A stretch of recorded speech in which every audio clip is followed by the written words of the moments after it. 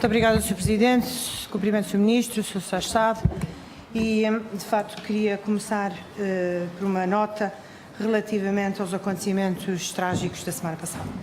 E deixar também aqui o meu louvor, subscrever de alguma forma aquilo que disse o Sr. Ministro, relativamente à atuação de todos os autarcas. E eles, de facto, foram os principais atores na frente de todo este processo e o país e as populações devem-lhes muito. Mas queria também dizer que no rescaldo destes incêndios da semana passada, com consequências trágicas de que não há memória no nosso país, nós efetivamente não podemos passar ao lado disso nesta audição, porque na realidade o que estão aqui em causa são pessoas, são as nossas populações, são os nossos municípios, são os autarcas, são aquelas pessoas com quem nós nesta Comissão mais diretamente ligamos e, portanto, a verdade é que perante todas estas situações eles foram confrontados com um enorme rastro de destruição que tiveram que enfrentar e que têm que enfrentar. E é aqui, virados para a frente, que nós queremos pôr o nosso foco. E esta Comissão, com as responsabilidades parlamentares que tem, não pode deixar de refletir sobre estes acontecimentos e tem de ter em conta as lições aprendidas nos vários domínios desta Comissão. Mas, em particular, nesta questão do poder local, impõe-se naturalmente avaliar, e os autarcas são importantíssimos neste processo de avaliação do que correu bem e do que correu mal, porque isso é importante para o futuro, para as lições que se tiram das experiências mal-sucedidas, mas também se impõe que hajam medidas urgentes e instrumentos adequados ao apoio dos nossos autarcas para que eles possam acudir a quem perdeu tudo, a quem perdeu os seus bens, as suas culturas, os seus meios de subsistência, os seus empregos, as suas empresas, pequenas empresas, mas que criam emprego nestes territórios de baixa densidade e até muitos também perderam a vontade de viver. E, portanto, há aqui muito trabalho a fazer. E o princípio da subsidiariedade e a inerente proximidade às populações ganham um valor acrescido nestas situações de excepcionalidade. E temos, por isso, que ter isso em conta, e ninguém melhor do que os municípios e as freguesias que têm conhecimento do concreto, das situações em concreto que se passam nos seus territórios, podem ter condições para o fazer e por isso têm de ser facultados os meios para o efeito. E por isso a questão que lhe pergunto, Sr. Ministro, é, nesta primeira fase de intervenção, e vou interromper, porque depois o outro tema, sendo conexo, não é exatamente este, queria lhe perguntar que medidas e que meios estão a ser disponibilizados aos municípios para fazerem face às situações dramáticas com que se estão a confrontar e já agora relacionado com isso queria lhe perguntar, porque no Conselho de Ministros foi aprovado a criação de um fundo de apoio à revitalização das áreas afetadas nestes três concelhos, de Castanheira de Pera, Figueiró dos Vinhos e Pedrógão Grande.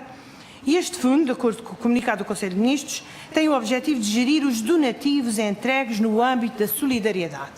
E eu gostava de perceber o que isto é, que contornos tem esse fundo, de apoio à revitalização das áreas, mas com os donativos das pessoas, qual é o seu enquadramento legal, é público, é privado, é ao Governo que compete gerir os donativos particulares?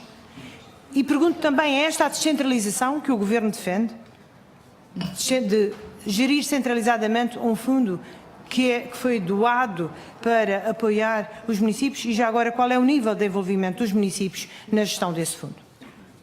Muito obrigado, Sra. Deputada. Para responder o Sr. Ministro, faz favor. Muito obrigado, Sr. Presidente. Muito obrigado, Sra. Deputada. E compreendo que, tal como eu iniciei a minha intervenção pela referência aos acontecimentos trágicos do fim de semana 17, 18 de junho na zona do Pinhal Interior, que o tenha feito. Estou de acordo com a Sra. Deputada que há uma análise, quer sobre as circunstâncias do que aconteceu, quer sobre uma dimensão de uma intervenção estratégica em que o ordenamento florestal, a intervenção local na matéria de gestão do espaço rural e florestal, a política de promoção da valorização do interior como prioridade absoluta das políticas públicas.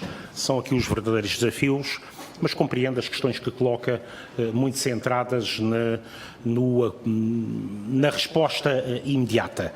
Sobre essa matéria, acho que o Governo tem tido o total empenho na articulação com as populações e designadamente na articulação com os autarcas.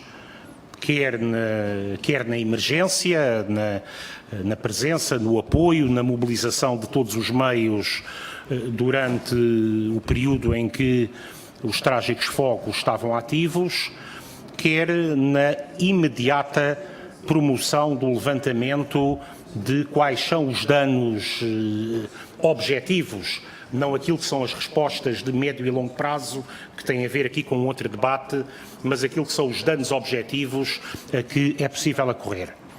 Em articulação e com a coordenação da Comissão de Coordenação da Região Centro, esse levantamento estará feito até ao final desta semana e a esta hora mesmo, ou dentro de poucos minutos, o Sr. Primeiro-Ministro estará reunido com o conjunto de presidentes de Câmara das zonas envolvidas.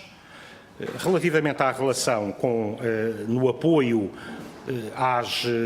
àquilo que são os estragos diretos, não é aquilo, a resposta de fundo que é outra, mas aquilo que são os danos diretos, nós temos aqui várias dimensões.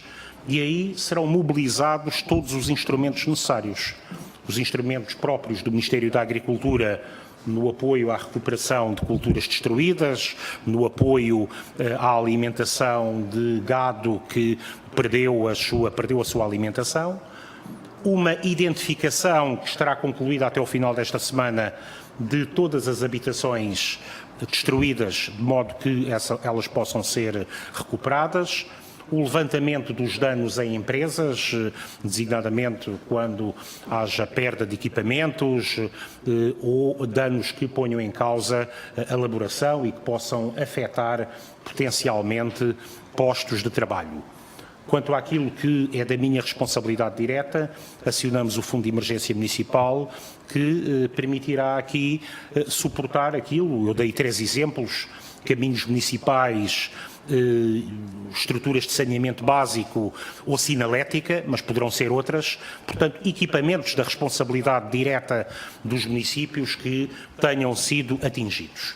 Quanto ao fundo que referiu, o fundo que referiu tem aqui uma dimensão estrita quanto a donativos de algumas empresas. Foram faladas, aliás, algumas que se dirigiram centralmente. Não tem nada a ver com descentralização. A gestão, esta matéria tem de ser uma que se dirigiram ao Governo dizendo: nós queremos apoiar. Uma conhecida empresa de móveis disse: queremos dar o mobiliário às pessoas que perderam a mobília das suas casas. Outra empresa, eu não vou dizer aqui o nome, que acho que não é adequado, disseram: nós queremos dar os eletrodomésticos todos que tenham sido distribuídos. E dirigiram-se centralmente. É apenas para este tipo de coisas que esse fundo serve, não é aqui o instrumento central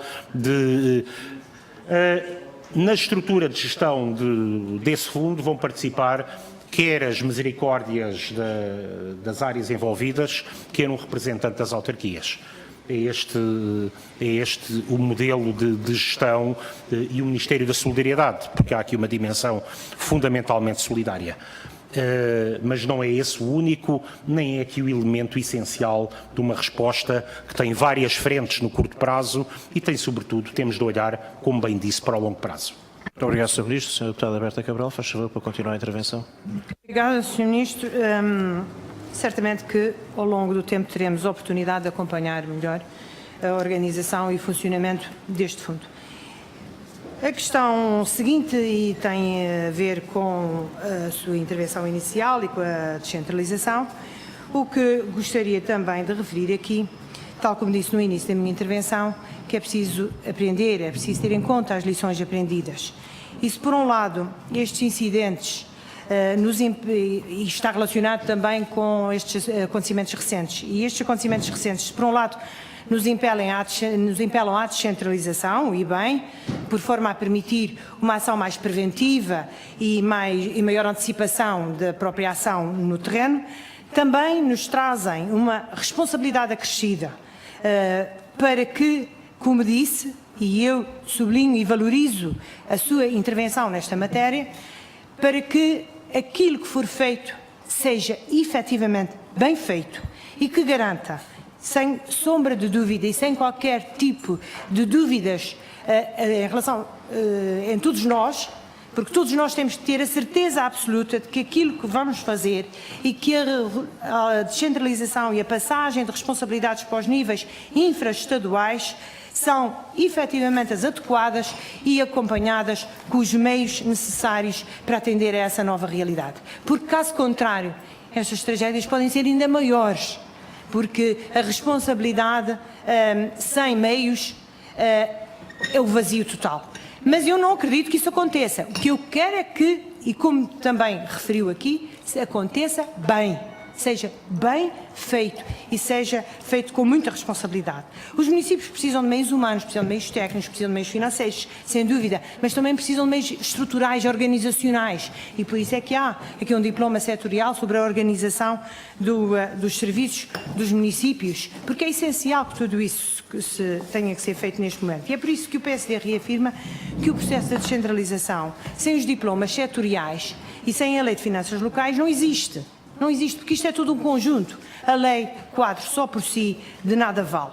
Diplomas esses setoriais que nós temos que reconhecer, e foi aqui também reconhecido pelo Sr. Ministro, que carecem de uma discussão ainda bastante aprofundada, de alguns de nova apreciação, de maior densificação, e eu refiro, por exemplo, as áreas protegidas, aquilo que apresentaram não é rigorosamente nada, mas queria, sobretudo, dizer-lhe que há áreas que são absolutamente irreversíveis nas suas consequências e que nós temos que ter todo o cuidado, e falo em particular da saúde, da educação, das áreas portuárias, das estradas, que ainda ontem, conforme é noticiado, e nós também temos conhecimento através de representantes na Associação de Municípios, levanta muitas reservas aos municípios, e alguns não têm condições para as receber por falta das tais estruturas municipais para o efeito, para além de verbas, mas não é só verbas, é preciso também ter estruturas e condições para exercer essas competências e a manutenção daquilo que existe, como é óbvio, como acontece também na habitação. Há aqui todo um trabalho de levantamento e de aprofundamento que tem que ser feito. E não esqueçamos a proteção civil, porque efetivamente há dois diplomas, são duas leis, duas propostas de lei sobre proteção civil. A Lei de Base da Proteção Civil e a alteração à Lei 65 de 2007, que têm que ser muito bem trabalhadas por este Parlamento e que, porventura, precisarão de uma maior reflexão depois de tudo isto que aconteceu e que ainda não está apurado e que é preciso apurar para se chegar a essas conclusões. Portanto, há muito trabalho a fazer e eu digo com sinceridade que tomei nota daquilo que disse o Sr. Ministro. É preciso valorizar a convergência em vez do tempo e do calendário. Não devemos ser reféns do calendário. E, portanto, temos que ter este nosso trabalho feito e bem para que não haja qualquer dúvida quando tomarmos as nossas decisões.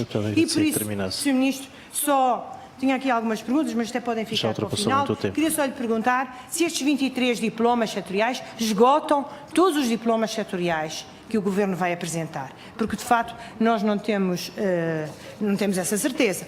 Porque eu pergunto, por exemplo, o que é que se vai passar com o IMI? Entregou um sobre património, mas não fala em IMI. Qual é a posição do Governo neste momento sobre a sua proposta de lei quadro sobre o IMI? Qual é o ponto de situação das áreas metropolitanas e já agora das CCDRs? Portanto, são muitas as questões, Sr. Ministro, que ainda estão em aberto e queria apenas, para terminar, dizer uma coisa que vem ao encontro daquilo que disse, é que o PSD, pela voz do seu Presidente, Dr. Pedro Passos Coelho, já afirmou que tem pena que este processo não tenha sido conduzido de forma mais célere por parte do Governo e que não tenha sido possível concluí-lo nessa sessão legislativa. Obrigado, Sr. Deputado. Mas espera e deseja que haja condições para continuá-lo na próxima sessão. Muito obrigado, Sr. Deputada Berta Cabral. Ultrapassou bastante o tempo. Sr. Ministro, faz favor para responder.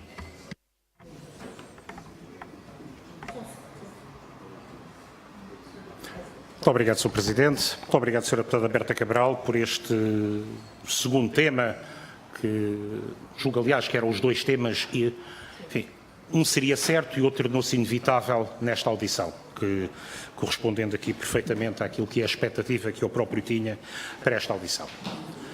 A descentralização deve ser vista como não matéria de quesília política de curtíssimo prazo, mas com uma profunda transformação na estrutura de Estado.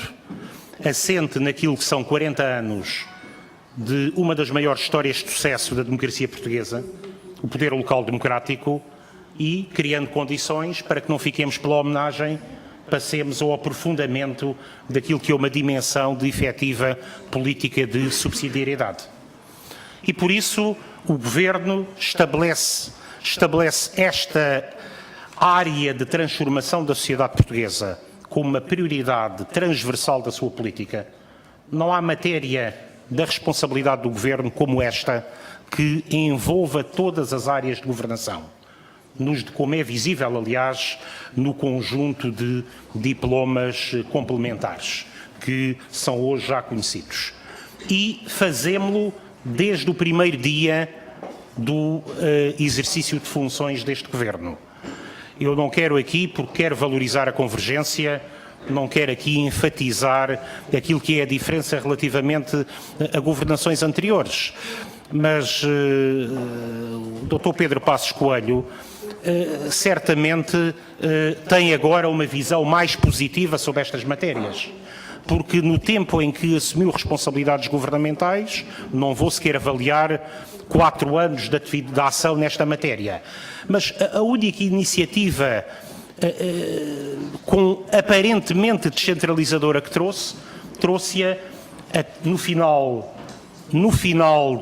de 4 anos de governação com maioria absoluta, com base em diplomas que foram publicados em setembro de 2015. Foram aprovados no final da anterior sessão legislativa e mesmo as experiências piloto que fizeram relativamente a uma dúzia de municípios entraram em vigor quando o Governo já não era Governo. Isto é, entraram em vigor no ano letivo seguinte, já depois das eleições. Vamos nos concentrar no que é fundamental.